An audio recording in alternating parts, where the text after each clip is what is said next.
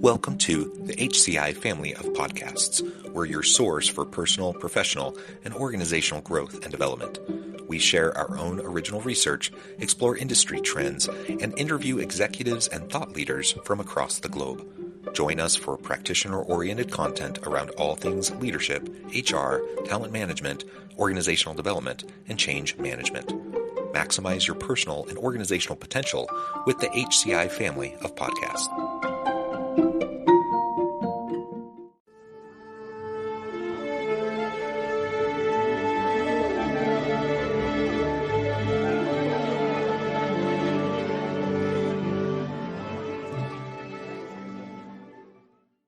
Scott Mautz, welcome to the conversation today. Thanks to have me here, John. I'm ready to bring some value to the audience as best as I can.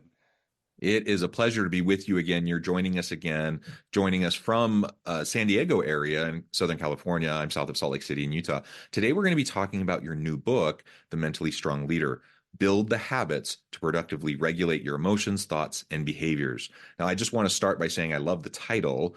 I think leadership is so important. Of course, it's a core part of what we cover on this podcast. But the mentally strong component to leadership really is a tough ask for a lot of people. And then your subtitle, Build the Habits to Productively Regulate Your Emotions, Thoughts, and Behaviors, very, very key. So we're going to unpack all of this, explore really what's in this book today.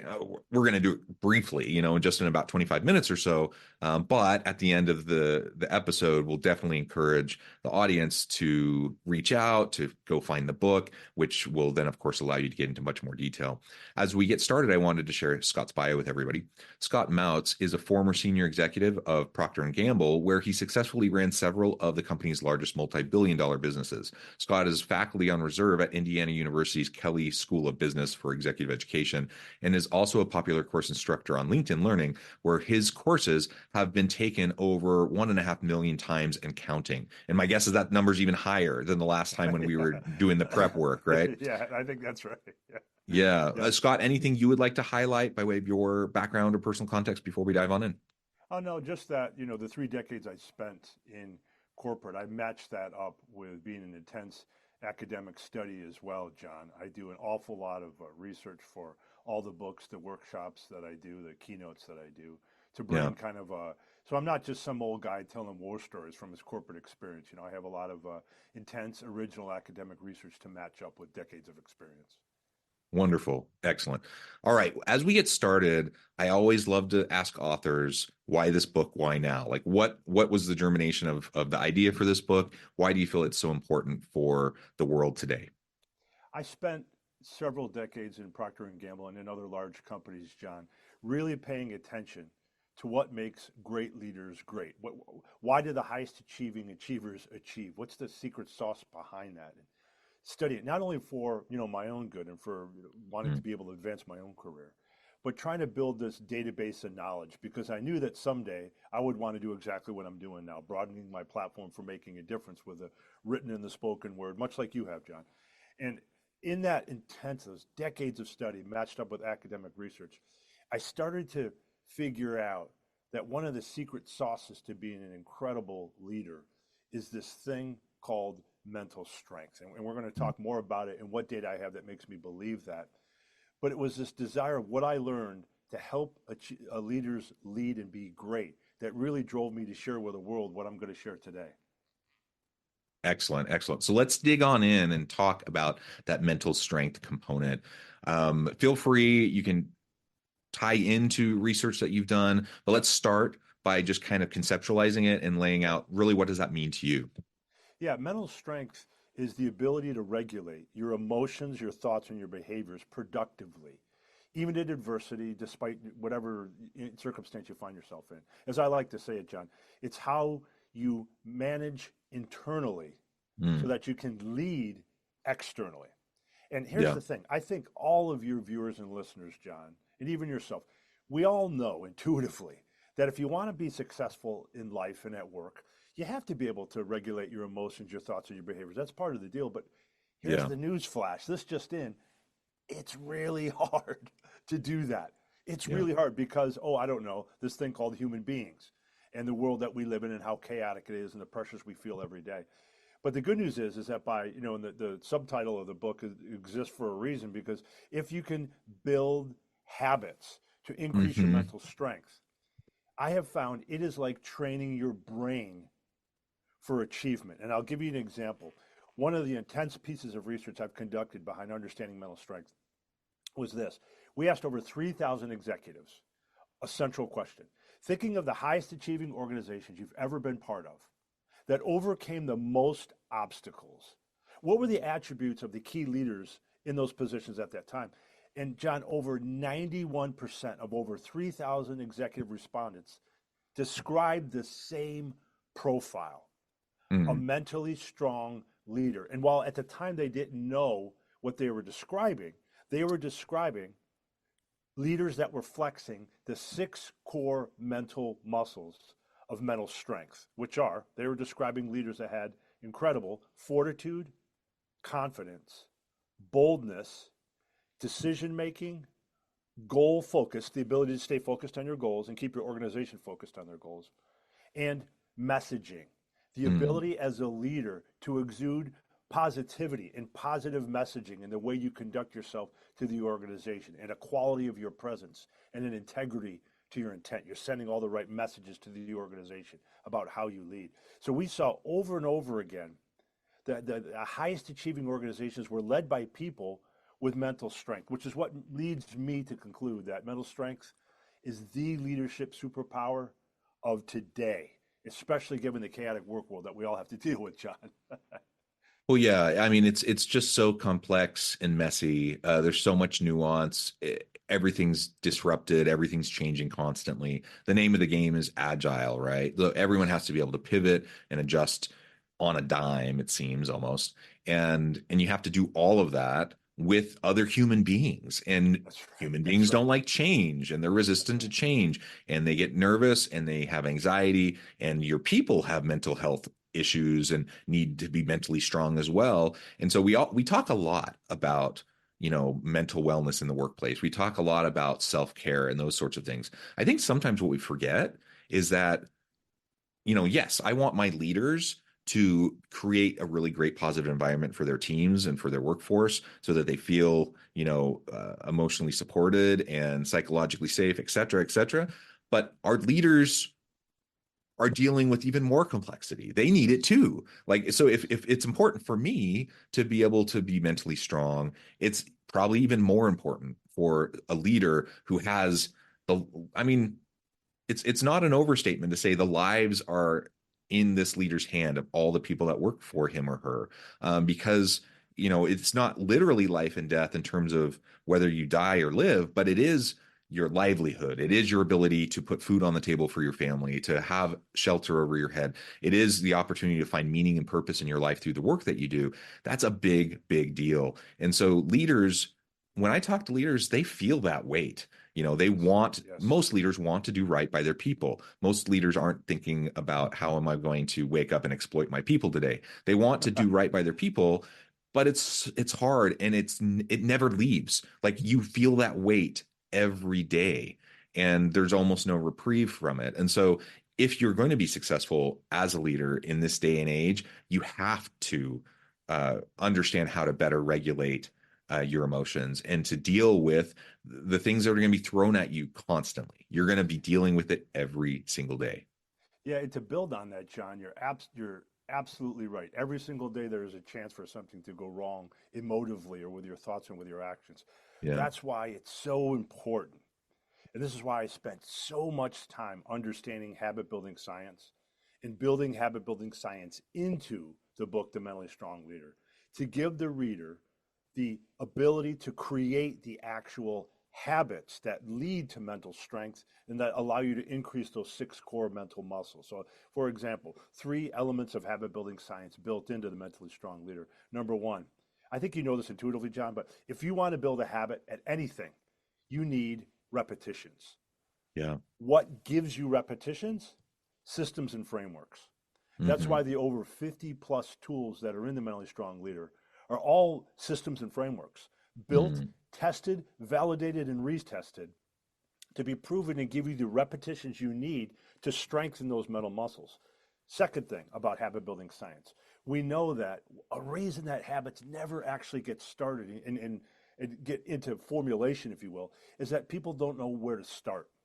So Yeah. each habit and each tool of over 50 tools in the Mentally Strong Leader comes with a section titled Your First Small Step. So you know Mm. exactly what to do to start that specific tool and that specific habit to help you build that specific mental muscle.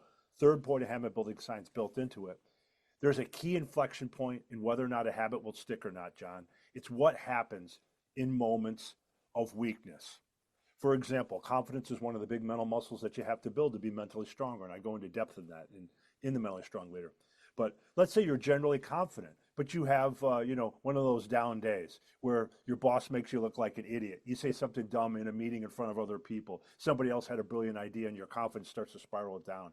Even though you're generally confident, you're starting to have a moment of weakness. Well, what do you do in those exact moments of weakness? There's a section for every of the 50 tools in the book to help you figure out exactly what to do in those moments when things are kind of spiraling down on you. So it's about building the habits to be able to become mentally stronger, because you're right, John. We face this challenge every single day in trying to self-regulate ourselves. Yeah. And again, I believe in the goodness of people. Human beings Yes, are messy. We all have our yes, baggage. We're all yes. dealing with stuff.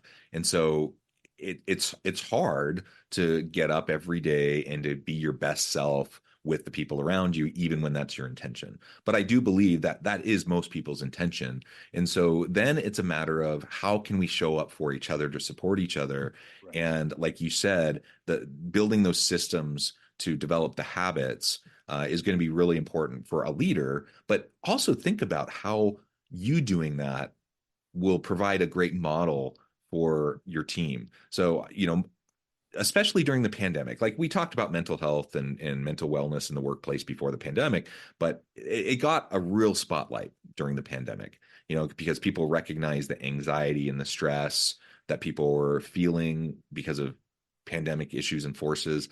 And there was a heightened kind of expectation on leaders during that time to be, to show emotional intelligence, to show empathy and compassion for your people, to be supportive. And I think all of that's wonderful. Like I want leaders to do that. But how do you do that? It's a hard thing to do, and it has to start with modeling it with yourself. If you Yes. can't do it yourself, you're not going to really be able to support your team to be able to do it as well. So one of the byproducts, I think, of what you're describing in your book is not only is it going to be super beneficial to the leader who's learning about these systems to develop the habits to become more mentally strong, but your people notice. They see you and they see how you respond to challenges. They see how you interact with them. And as you grow, you give them permission to grow as well. And you show them a model of how to do that. That's right. It's as much about self-leadership too, John. And you also see that change in yourself. I debated for the longest time in the title, The Mentally Strong Leader. I didn't want people to take away it's only for leaders in an organizational setting. Yeah.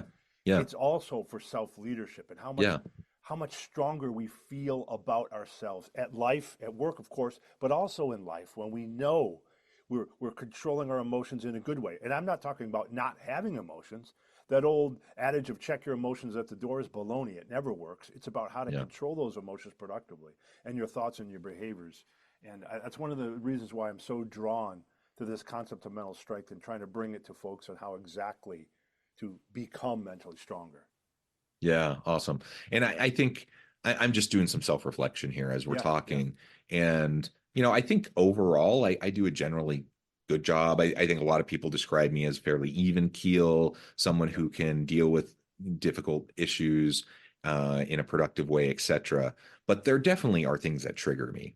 We all have those things, right? Yes. And there are certain things because of my own background, my own baggage, all the stuff we won't go into. But there's certain things that if they happen a certain way, if I'm not aware of what's going on, those emotions are visceral and they're real and they're immediate.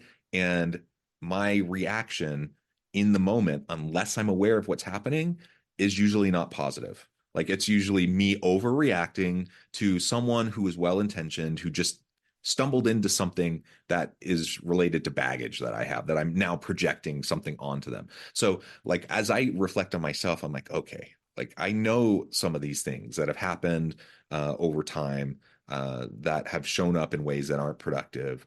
I know that those things happen. So why do they happen? How can I choose to respond to those emotions as they're happening? It doesn't mean I ignore them. I don't put my head in the sand. I don't pretend. I'm not, it's not Pollyanna-ish, and I'm not just pretending like everything is great when it's not. But That's right. it's recognizing and meeting people where they're at and where you're at in a much more productive way if you have those regulation tools, the emotional regulation tools at the top of your, the tip of your brain, in your hands when those issues arise, so that hopefully the next time I get triggered that way, I can take a few deep breaths, I can step back, I can remember the person that's standing in front of me, that they're probably not trying to like dagger me in the heart and twist it. And I can be much more productive, and we can have a good dialogue around whatever the issue might be, right? That's right, John. In that journey that you speak of, there like nobody, no one would ever expect you, John, to be able to control all your emotions, all your thoughts, all your behaviors all the time. You don't have to work on all six of those core mental muscles to still be mentally strong. The opposite of mentally strong is not mentally weak.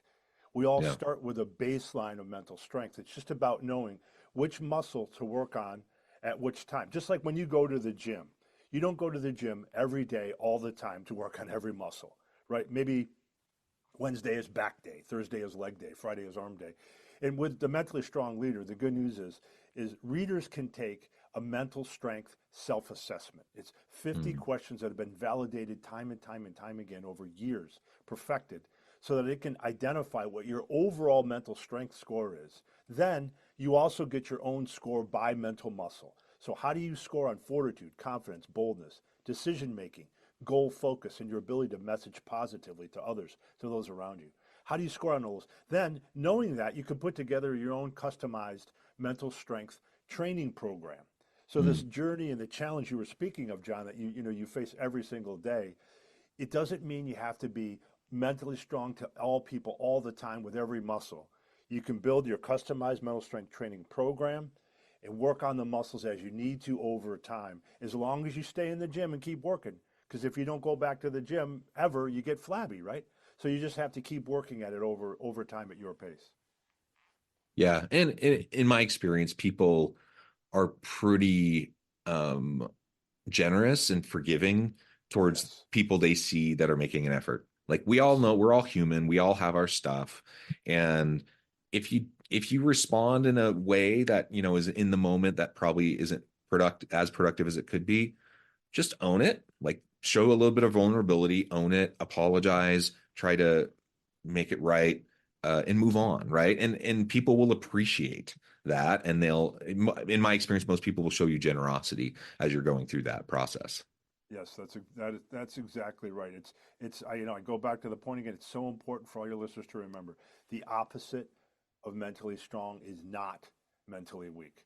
We all have a baseline to work from. You just have to have a customized program that's right for you specifically, knowing what you need to work on. And people will be forgiving and work with you along the way, especially if they know that you're trying and that you have a plan to get better and mentally stronger. Yeah, yeah. Maybe in some of the time remaining, we can dig into a couple or a few of the specific habits, Sure, and the mechanisms and structures that sure. you Yeah. talk about in the book. Any that you would like to highlight that you think are just like really powerful, that would be a great example for the audience. Yeah, there's so many to talk about. I'll just pick one off the top of my head. Let's just focus on boldness for just a Mm. second. To build a boldness muscle, how do you show up in a way that allows you to really pave a direct pathway to growth, to force yourself in your organization to think out of the box, to take risks. What can you do to do that? So to introduce one simple tool and a thought, let me just ask you a quick question, John. Have you ever been to the casino before? A casino where you bet and stuff. I mean, I have been in them. I've never Yeah, really gambled, but yeah, like in Vegas, you walk through to go to the hotel or whatever. sure. Yeah. So I had a casino client once Mm. who brought me in for a leadership session that I did for them, a leadership workshop and keynote. And they were telling me over dinner about an interesting throughput problem that they were having on the casino floor, Mm. meaning that the ratio of people that were standing around and watching a game, this one particular game, to the ratio of people that were stepping up and betting their money on the game was way out of whack. So it was Uh-huh. causing an unproductive jam on the floor. Now, Mm. would you hazard a guess at what game that might be? If you don't, if you're not in a casino lot, you might not know. But if you had to take a guess, do you have any guess at what that game might be? Like in the movies, it's craps. Like you see people around the table, right?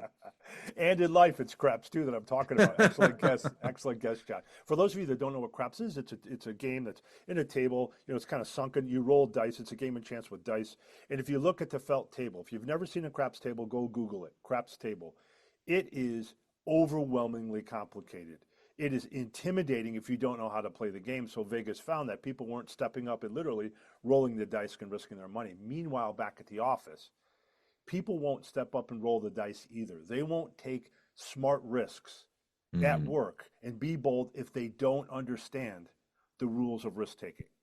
So in the mentally strong leader, I lay out a way that you can define the rules of risk taking for those around you, right? And this particular one is, within a business context. Mentally strong leader is for both work and life, but this one's for business context. But you could spell out the rules of risk taking for your organization, or ask your bosses what they are. What does a good risk constitute? What does a bad risk constitute? What happens when I take a risk and fail or succeed? Who needs to approve what level of risk and so on? When you spell out the rules of risk taking, John, people are much more likely to be bold in doing. And I give you a list of 20 specific questions you can ask to help define Mm. the rules of risk taking in the mentally strong leader, right? Does that make sense? That's just one of the 50 plus tools that Yeah. help you build your mental strength. Yeah, absolutely it does. And I mean, the flip side of the coin, right? So you want to Yeah, be more bold. yeah. And some people kind of naturally, they probably need to tone back the boldness. But I think a lot of people, probably most people are the other way. Like that's something they have to grow into being more comfortable and being more bold. Um, and I like how you have the flip side of the coin there. Like, yeah, let's talk about how we construct psychologically safe environment where people feel safe to be bold. I mean, one of the reasons why people aren't more bold is because they're worried about looking stupid, or they're worried about making a mistake that will somehow hurt them, and so then they play it safe. And when people are playing it safe, they're not creating, they're not innovating, they're not pushing the envelope, they're not challenging assumptions. They're just kind of going with the flow. They're trying to, like, put their head down and just do their work. And in some jobs, I guess maybe that's okay. But for most of what we talk about in the knowledge economy, we need people to push the envelope. We need people to challenge us. We need people to come up with new ideas and try them and iterate rapidly. And if you don't have a psychologically safe place, for most people, it just won't happen. They just won't be Yes, willing to risk it, right? And that's so right. boldness, absolutely, it's something over time, I can try to, like, have a little bit more courage and boldness in how I approach things. But from a leadership standpoint, from an organizational design standpoint, from a culture standpoint, if you don't focus on the mechanisms of boldness, a lot of people just aren't going to get there. They're not going to feel safe enough to get there. That's exactly right. Speaking of safety, I'll highlight a confidence tool that's related to what you're talking about as well, John. There's a couple of confidence, there's a whole bunch of confidence building tools because confidence is a key mental muscle to build in a mentally strong leader. And when you think about confidence, there's two tools in the book that ask you to do two things, right? The first tool is built on asking you to monitor your relationship with self-doubt and then monitor your relationship with yourself. Two different tools. I'll explain the first one. Think about those words for a second. The tool, it's called the doubt continuum, and you have to take a look at doubt on a scale from a world where you're perfectly confident all the way to a world where you're suffering from a fear of failure, and in between is kind of healthy self-doubt, if you will. But it's important to remember that confidence is not the absence of doubt.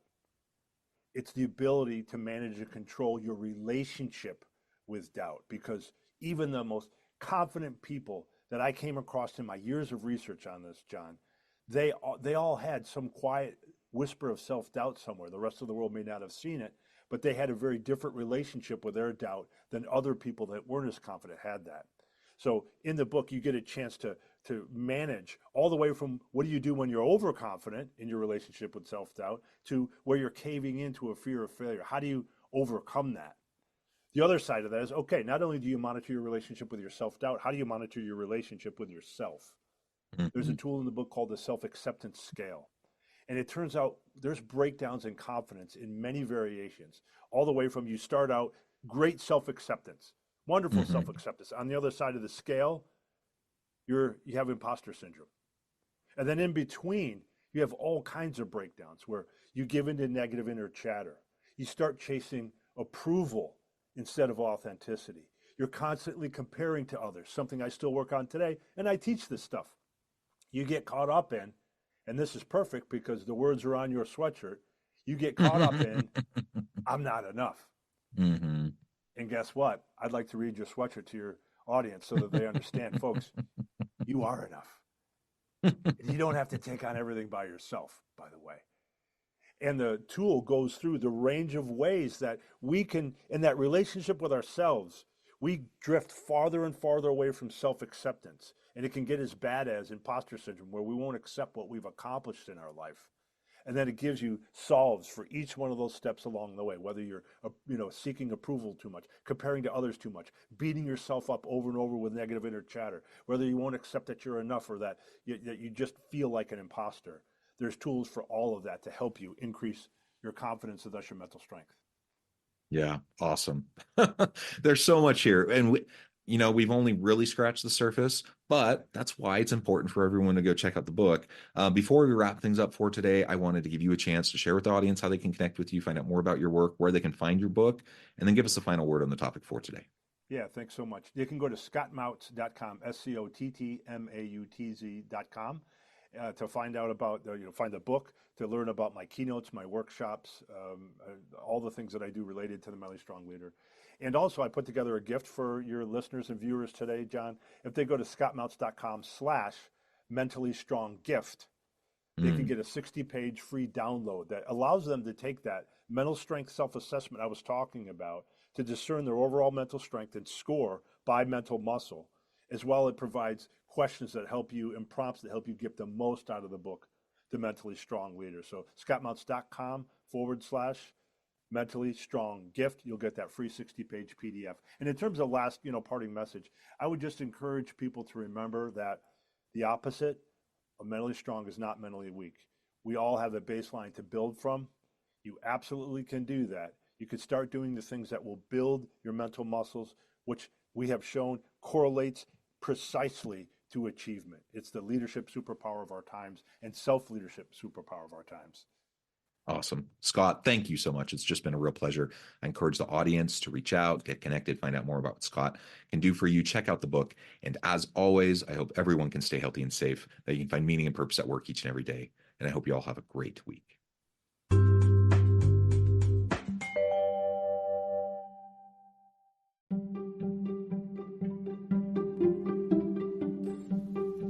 Thanks for joining us for this episode of the podcast.